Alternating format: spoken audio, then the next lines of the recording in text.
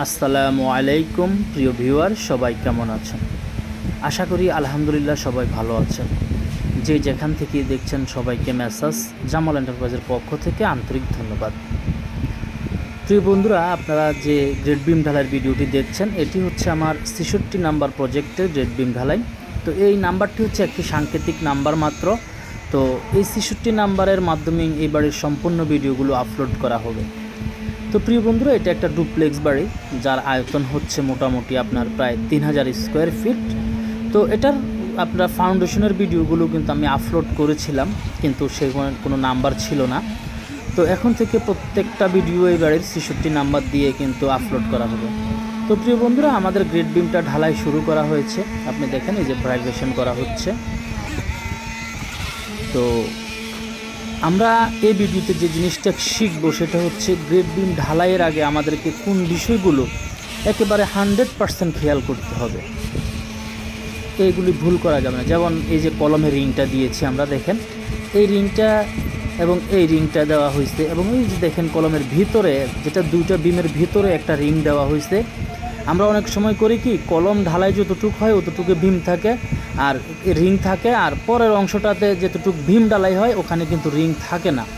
তো আপনাকে অবশ্যই ভীম বাঁধার সময় ওই ভিতরে রিং দিতে হবে, এবং উপরেও সুন্দর করে রিং বেঁধে দিতে হবে, যাতে রডগুলো একটা আর একটাকে ছেড়ে না যায় এবং রডের স্পেসিংটা ঠিক থাকে। সেই জন্য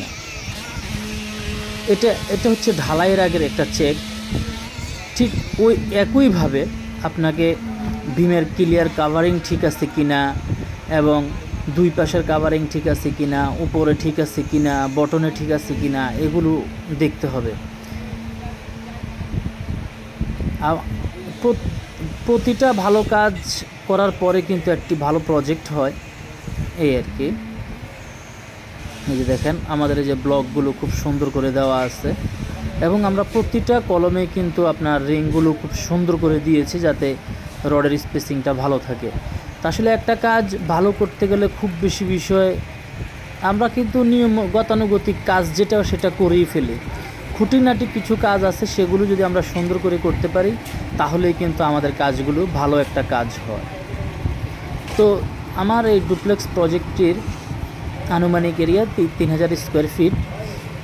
এই যে দেখেন আমাদের একটা কলমেও কিন্তু এই যে রিংগুলো দেওয়া, এই যে কলমের ভিতরে রিং দেওয়া বাকি নাই, আমরা প্রত্যেকটা কলমে রিং দিয়েছি। এই যে ফোর্সের বিম সহ একবারে ঢালাই হচ্ছে, এবং দেখেন প্রত্যেকটা বিম কত সুন্দর করে সোজা করা হয়েছে, যেটা 100% অ্যাকুরেট। তো আপনারা এই ভিডিওটা কন্টিনিউ করবেন। এটা কন্টিনিউ করলে বিমটা ঢালাইয়ের পরে কেমন হয়েছে সেটাও আপনারা দেখতে পারবেন। এই যে দেখেন মাটাম, এটা খুবই গুরুত্বপূর্ণ একটা কাজ, মাটাম দিতেই হবে আপনাকে। আমরা অনেক সময় দেখি মাটাম দিতে চায় না, অথবা একটা দিলে দুইটা দেয় না, দুইটা দিলে তিনটা দেয় না, এই ধরনের। কিন্তু না, আপনাকে প্রত্যেকটা রডই মাটাম করতে হবে ভীমের। আপনি যদি ভীমের প্রত্যেকটা রড মাটাম না করেন তাহলে প্রত্যেকটা সমান লোড ক্যারি করবে না। আপনাকে সমানভাবেই প্রত্যেকটা কাজ করতে হবে, তখন প্রত্যেকটা রড সমানভাবে লোড ক্যারি করবে। তো আমরা এই কাজটা আসলে শুরু করেছিলাম এই আপনার 5 রমজানের সময়। যখন 5 রমজান চলে তখন শুরু করার পরে আমরা এই প্রথমে এই ঈদের আগে আমরা 10th লেভেল পর্যন্ত কাজটা করি। তারপর ঈদের পরে আমার আবার কাজ চালু হওয়ার পরে ইনশাল্লাহ এখন আমাদের গ্রেড বিমটা ঢালাই হয়ে গেছে বা হয়ে যাচ্ছে।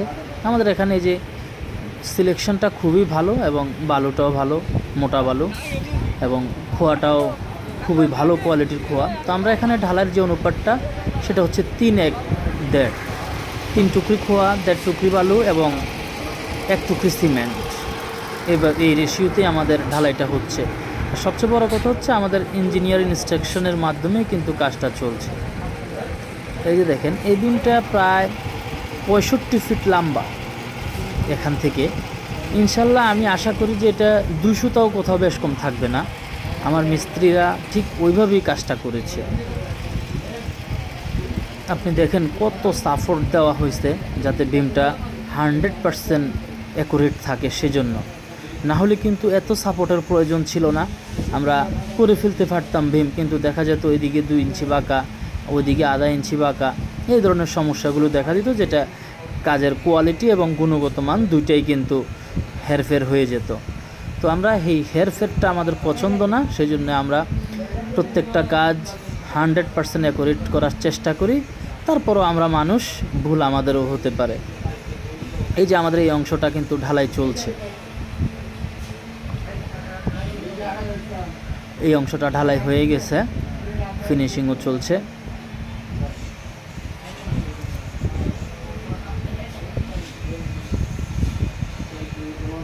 তো অবশ্যই আমাদেরকে এই বিষয়গুলো খেয়াল রাখতে হবে। শাটারিংটা মান যদি ভালো না হয় তাহলে ঢালাই কোনোভাবেই ভালো ঢালাই হবে না। আপনাকে অবশ্যই ভালো মানের শাটারিং দিয়ে কাজ করতে হবে, এটা 100% মাথায় রাখতে হবে। আসলে একটা মালিক অনেক টাকাই খরচ করে, শুধু মিস্ত্রিকে কয়টা টাকা বেশি দিলেই কিন্তু একটি ভালো কাজ সম্ভব হয়। তো এই জিনিসটা অনেকে আসলে করতে চায় না, মনে করে যে মিস্ত্রিকে এত টাকা কেন দিব। কিন্তু আপনি তো প্রত্যেকটা মালই ভালো কেনেন, প্রত্যেকটা রড ভালো কেনেন, ভালো ব্র্যান্ডের সিমেন্ট কেনেন, তাহলে মিস্ত্রিটাও একটু ভালো ব্র্যান্ডের নেবেন। এই যে দেখেন, আমি যে এতক্ষণ বললাম আপনাদেরকে যে আমাদের এই ভীমটা কেমন হয়েছে, দেখেন কলমের কোবলাটা দেখলে বুঝতে পারবেন যেটা কতটা নিখুঁতভাবে আমরা কাজটা করার চেষ্টা করেছি। এবং আমাদের ভীমগুলো দেখেন একবারে কোথাও ইনশাল্লাহ কোনো ধরনের হানিকম, সেগ্রিগেশন কোনো কিছুই নেই। হানিকম আপনার কনস্ট্রাকশনের জন্য খুব একটা খারাপ দিক। এটা আমরা পরবর্তীতে অবশ্যই বালু মেরে এটাকে ক্লিন করে দেই, কিন্তু এটা আসলে ঠিক না। আপনাকে কাজ করতেই হবে যেন হানিকম না হয়, সেগ্রিগেশন না হয়, সেগুলো মাথায় রেখে। তো ইনশাল্লাহ আমরা এখানে কোয়ালিটি সম্পন্ন একটা কাজ করব এবং সে চেষ্টাই করতেছি।